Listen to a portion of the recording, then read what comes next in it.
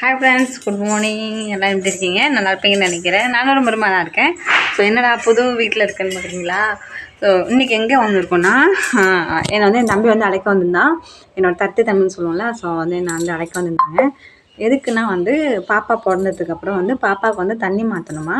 தண்ணி மாற்றுறோன்னா வந்து ஒரு இடத்துலேருந்து இன்னொரு இடத்துக்கு போகிறது. அதாவது பிறந்த வீட்டில் வந்து அழைப்புக்கு வருவாங்க. குழந்தை பிறந்த பிறகு அழைப்பு கூறுறாங்க. இல்லைன்னா பிறந்த வீட்டிலேருந்து தான் வந்து மாமியாவோட அழைக்க விட்றாங்க. அந்த மாதிரி மாற்றி மாற்றி அழைக்கணும். அப்படி அழைச்சோம்னா பாப்பாவுக்கு வந்து சளி பிடிக்காது. அதுக்கப்புறம் வந்து அவள் வந்து கருப்பாக இருந்தால் சிகப்பாகுவா, இல்லைன்னா ஒரிஜினல் கலர் வரும் அப்படின்னு சொல்லுவாங்க.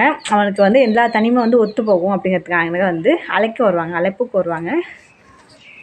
ஸோ அது மாதிரி அழைப்புக்கு வருவாங்க. அந்த மாதிரி தான் தண்ணி மாத்திரம் வந்து பாப்பாவுக்கு வந்து நல்லா வந்து பீகாரில் வந்து அது ஒரு முறை இருக்குது, சரிங்களா? அது ஒரு பரம்பரையாக அது ஒரு ஃபாலோ பண்ணிகிட்ருக்காங்க. ஸோ அதனால ரொம்ப நாளாகவே கேட்டுட்டு இருந்தாங்க, அழைக்க வரோம்னு சொல்லிட்டு கேட்டுகிட்டே இருந்தாங்க. நான் தான் வந்து முடியலை, பாப்பாவுக்கு ஊசி போட்டனால முடியலை, இப்போ வேணாம்னு சொல்லிகிட்டே இருந்தேன். சிவராத்திரிக்கு வேறு அழைக்க வரேன்னு சொன்னாங்க. அப்புறம் என் தம்பி பார்த்து தூரம் வந்துட்டு நான் வரலன்னொடனே, பாப்பா முடியலடா, இப்போ போனோம்னா நம்மளும் தூங்க முடியாது, பாப்பாவும் தூங்க மாட்டா, அப்படியே இருந்தாலும் அழுதுகிட்டே இருப்பாள். ஸோ அவங்க வீட்டில் உள்ளவங்க தூங்க முடியாது, அவங்களுக்கும் டிஸ்டர்பன்ஸாக இருக்கும், அதனால் வேணான்னு சொல்லிட்டேன். அதுக்கப்புறம் இப்போ கொஞ்சம் நார்மலாக ஆனால் அதுக்கப்புறம் என் மாமியாவும் திட்டுனுச்சு. அவங்க ஆசையாக அழைக்க வராங்கங்கிற, நீ என்ன வேணாம் சொல்லிட்டு இங்கே உட்காந்துருக்க அப்படின்னு சொல்லி திட்டுனுச்சாங்களா. எங்கள் மாமியார் வேறு திட்டினாங்க, என் அம்மா திட்டுனுச்சா. ஸோ அதுக்கப்புறம் ஓகே, நம்மளே யோசிச்சு பார்த்தோம், பாவம் நம்மளே அழைக்கிறனால ஒரு குடும்பம் இருக்கே அப்படிங்கிறதுக்காக ஓகே நான் வரேன்னு சொல்லிட்டு நேற்று கால் பண்ணேன். உடனே அழைக்க வந்துட்டான். வேலையெல்லாம் விட்டுட்டு டக்குன்னு அழைக்க வந்துட்டான். இந்த ஈவினிங் போல் தான் வந்தோம். ஸோ வந்துட்டு இனிமேல் நாங்கள் என்னெல்லாம் பண்ணுறோங்க அப்படின்னு தான் பார்க்க போகிறோங்க. ஒரு நாள் தான் இருப்பேன், அதுக்கப்புறம் ஊருக்கு போய்டுவேன். நான் ஒரு வாரம் இருக்கணும் தான் வந்தேன். அதுக்கு மேலே ஒரு முக்கியமான வேலை வந்துடுச்சு. ஸோ போய் தான் ஆகணும், வேறு வழி இல்லை. ஸோ நாளைக்கு கிளம்ப போகிறேன். இன்றைக்கி வந்து பாருங்கள், சரிங்களா? இது வந்து என் தம்பியோட ரூமு, என் தம்பி அண்ணி அவங்க இருக்காங்களா, அவங்களோட ரூமு. ஸோ இது வந்து கிச்சன் ரெடி பண்ணிகிட்ருக்காங்க. ஸோ இது வந்து கிச்சன் ரெடி ஆகலை. இப்போ இது வந்து சின்ன தம்பியோட ரூம் வாங்கிட்டு இருக்குது. இங்கே இருக்கிறது பார்த்திங்கன்னா எங்கள் பெரிய அண்ணனோட ரூம். எங்கள் பெரிய அண்ணன் 2 பேர். எனக்கு வந்து மொத்தம் இந்த குடும்பத்தில் வந்து 4 பேர், அண்ணன் தம்பி, ஒரு அக்கா இருக்காங்க. ஸோ அக்கா வந்து நான் பார்க்க வந்துருப்பாங்க, பார்த்துருப்பீங்கன்னு நினைக்கிறேன். ஸோ இதுதான் வந்து எங்கள் ஃபேமிலி, சரிங்களா?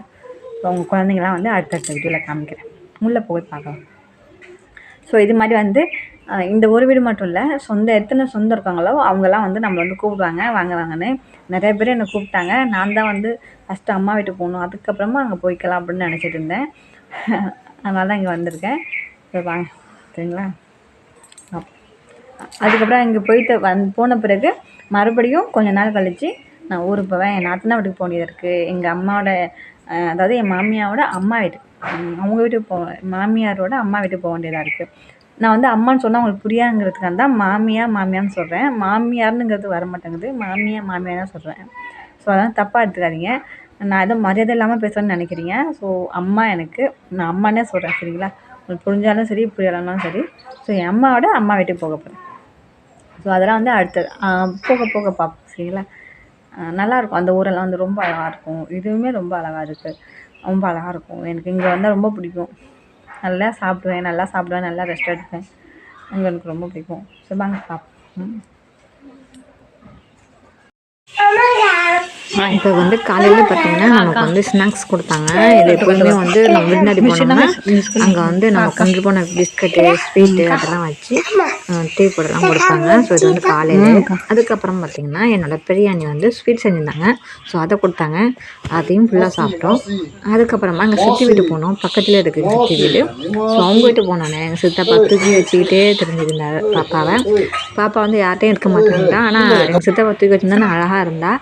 அதுக்கப்புறம் பார்த்தீங்கன்னா இது என் தம்பி பொண்டாட்டி, எங்கள் அண்ணி. ஸோ அவங்க கூடயும் வந்து நல்லா என்ஜாய் பண்ணாங்க. என் தம்பியோட பையன் இது பார்த்திங்கன்னா எங்கள் அண்ணி வந்து சுரக்காய் போட்டிருந்தாங்க. பார்க்கவே அழகாக இருந்துச்சு, பெருசாக நிறையா காய்ச்சி இருந்துச்சான். ஸோ என்னை வந்து வீட்டு போல் படிச்சுட்டு போகணுன்னு சொன்னாங்க. நான் வந்து பாப்பாவுக்கு ஏற்கனவே சளி பிடிச்சதுக்கு வேணாம்னு சொன்னேன். பாருங்கள், இங்கே இருக்க கொஞ்சம் செடி கூட, கொஞ்சம் இடம் கூட மிச்சம் வைக்க மாட்டாங்க. எல்லாத்துலேயும் விவசாயம் பண்ணியிருக்காங்க பாருங்கள். சின்ன இடமா இருந்தாலும் அதை யூஸ் பண்ணி அழகாக விவசாயம் பண்ணியிருக்காங்க. பூண்டு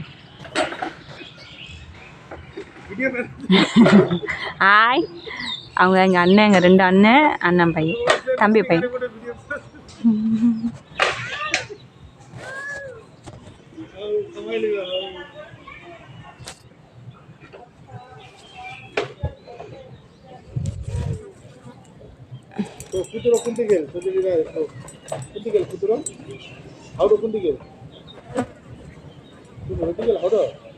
நீருக்கு இன்னும் வைக்கல பூ.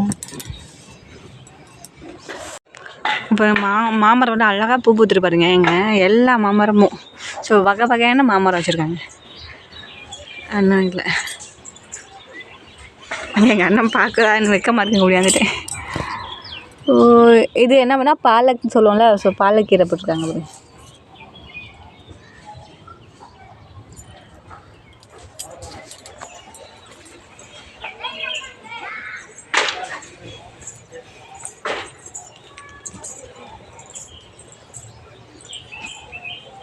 தக்காளி செடி, பாலக்கு,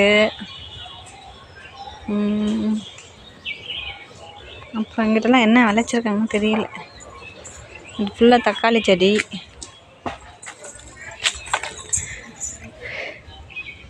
இதெல்லாம் கீரை, முளைக்கீரை போட்டிருக்காங்க. இது ஒரு கீரை, இது வந்து ரசம் வச்சு குடிப்போம்ல அந்த மாதிரி கீரை. பாதி முளைச்சிருக்கு, பாதி முளைக்கலை.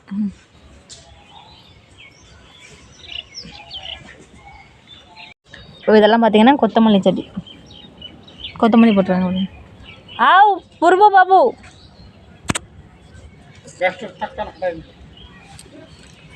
எங்கே போகிறோன்னா, நானும் என் அண்ணன் பொண்ணும் கறிப்பட்டை செய்யுங்களா, இல்லை அது என்ன இலை, பிரிஞ்சி இலைன்னு நினைக்கிறேன். ஸோ அந்த இலை பறிக்க போகிறோம். பிரியாணி இலை, பிரியாணி இலை. Tok ni yang udah batal kali tu aja. Tok ni lim tu, ay, tok ni lim, அங்கே பறிக்க போகிறேன். இங்கே உள்ளவங்களுக்கு எல்லாத்துக்கும் டான்ஸ் எல்லாம் ஆடுவாங்களா, என் வீடியோ போகிற மட்டும் கொஞ்சம் வைக்கப்படுவாங்க. குந்திச்சு ஆறு பல்லது இதோ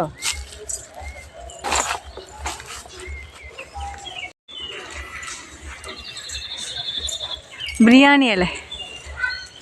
ஸோ இதில் கொஞ்சம் படிச்சுருப்போம். என் மாமியாருக்காக, சாரி என் அம்மாவுக்காக கொஞ்சம் படிச்சிருப்போம். எனக்கு தெரியாது இது பிரியாணி இலைன்னு, எனக்கு தெரியாது. ஆனால் இங்கே தான் வருவேன் போவேன்னு தெரியாது. இப்போ வந்து படித்து காய வச்சுட்டு போவோம். நான் அடிக்கடி கேட்பேன் எங்கே இருக்குது எங்கே இருக்குன்னு. அங்கே தான் இருக்கு, அங்கே தான் இருக்குதுன்னு சொன்னவன் எனக்கு புரியலை. சத்தியமாக எனக்கு நீ தான் தெரியும். நான் இது வந்து ஆரேஸ்வரி மரம்னு நினைச்சேன்.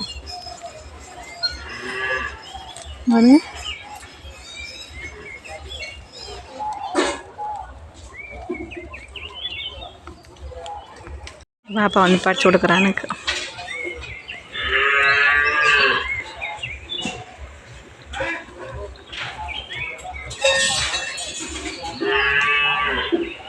படிச்சு கொடுக்குறான், நான் வாங்கிட்டு இருக்கேன். போயிட்டு போதும்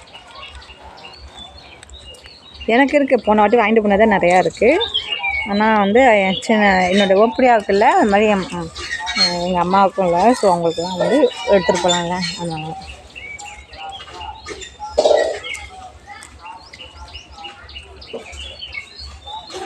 பாலக் பறிச்சுட்டு போகலாம். பாலக் அங்கேயே இருக்குது, வீட்டு பக்கத்துலேயே நிறையா இருக்குது. அவங்களே பறிச்சு சொன்னாங்க. நாங்கள் தான் பறிக்கவே இல்லை, சாப்பிடவே இல்லை அதிகமாக.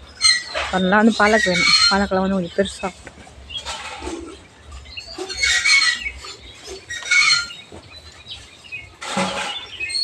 இந்த பீகாரில் வந்து கொஞ்சம் இடம் இருந்தாலும் வந்து அதை வேஸ்ட் பண்ணாமல் விவசாயம் பண்ணுறாங்க. அவங்க வீட்டுக்கு தேவையான காய்கறி போடுறாங்க, இது பண்ணாங்க, எல்லாமே யூஸ் பண்ணி எல்லாமே போடுறாங்க. நல்லாயிருக்கு. அந்த சைடெல்லாம் பார்க்க அழகாக இருக்குது. எங்கள் வீடு வந்து நாங்கள் இருக்க வீடு பார்த்திங்களா, அங்கே வந்து விவசாயம் பண்ண முடியாது. அதுக்கு வந்து மண் வந்து சரி இருக்காது. அதனால் வந்து வீட்டிலே வந்து நிறைய இடம் இருக்குது. ஆனால் வந்து விவசாயம் பண்ண முடியாது. எது வச்சாலும் முளைக்காது. மண் வந்து அந்த மாதிரி சரியான மண் கிடையாது. அதனால தான்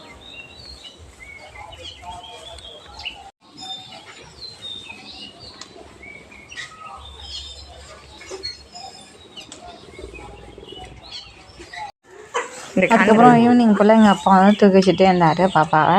அழகாக உட்காந்தான். அப்புறம் மறுபடியும் கொஞ்சம் இருட்டான பிறகு இறக்கவே இல்லை. வேலை பார்த்து வந்து தூக்குறது, அங்கே போயிட்டு வந்து மாடு கட்டிட்டு வந்து தூக்குறது, இது மாதிரி அழகாக தூக்கி வச்சுட்டு இருந்தாங்க எங்கள் அப்பா. அதுக்கப்புறம் வந்தீங்கன்னா எங்கள் அம்மா வந்து பேசிகிட்டே இருந்துச்சு. அவங்க அழகாக பேசிட்டு இருந்தாங்க. இது பார்த்திங்கன்னா எங்கள் அண்ணா அண்ணி அவங்க இருக்காங்க. இங்கிட்ட பார்த்திங்கன்னா எங்கள் அண்ணி வந்து சமைச்சிட்ருக்காங்க. என் தம்பியோட ஒய்ஃப் வந்து சமைச்சிட்ருக்காங்க என்கிட்ட. ஸோ அப்புறம் இதே மாதிரி நைட்டு ஓடிடுச்சு. அதுக்கப்புறம் பார்த்திங்கன்னா மறுபடியும் காலையில் வந்து அம்மா எல்லாம் செஞ்சு கொடுத்துட்டு ரெடி பண்ணி கொடுத்துட்டு இருந்தாங்க. நான் வந்து ஊருக்கு வீட்டுக்கு கிளம்ப போகிறேன். சாப்பிட்டோம். சிக்கன் செஞ்சுருந்தாங்க.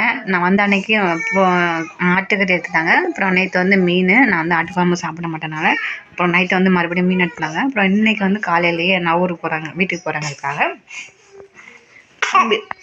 தம்பி மறுபடியும் வந்து சிக்கன் எடுத்துருந்தான். சிக்கன் எடுத்து வந்து அண்ணியெல்லாம் செஞ்சாங்க. செஞ்சுட்டு சாப்பிட்டேன். சாப்பிட்டு போல அம்மா வந்து எனக்கு வந்து இந்த பொருளை கொடுத்தாங்க. இது வந்து இந்த பொருளை வந்து கட்டிட்டு போகணுமா ஊருக்கு வீட்டுக்கு. நான் வந்து இல்லைம்மா நான் வந்த புடவை கட்டிக்கிறேன், இது இருக்கட்டும் அப்படின்னு.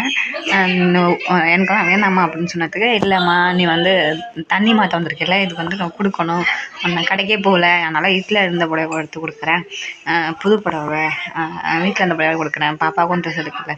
அம்மா ஏற்கனவே நிறையா செஞ்சுட்டாங்க, வந்து ட்ரெஸ் எல்லாம் எடுத்து கொடுத்துட்டாங்க, இருந்தாலும் மறுபடியும் வந்து எடுத்து கொடுக்கணுமா, எடுத்து கொடுத்துருக்காங்க. கட்டிட்டு பாப்பானா எல்லாம் பார்ப்பாங்க, அதனால் கட்டிட்டு போகணும் நீ அப்படின்னு சொன்னாங்க. ஓகே அவங்க ஆசை எதுக்கு கிடக்கணும், கட்டிகிட்டே போகணும் சரிங்களா. கட்டிட்டு காமிக்கிறேன். தகுந்தமா தண்ணி வந்து எனக்கு என்னமோ அது புது தண்ணி மாதிரி தலையெல்லாம் வலிக்குது, சளி பிடிச்சிக்கிட்டு. பாப்பாவுக்கும் அப்படி தான் இருக்கும்னு நினைக்கிறேன், சளி பிடிச்சிருக்கோம் அவளுக்கும். இருந்தாலும் வந்து இப்போ வந்து லைட்டாக குளிப்பாட்டி விடுவாங்க, பாப்பாவுக்கு சிம்பிளாக குளிப்பாட்டி விடுவாங்க.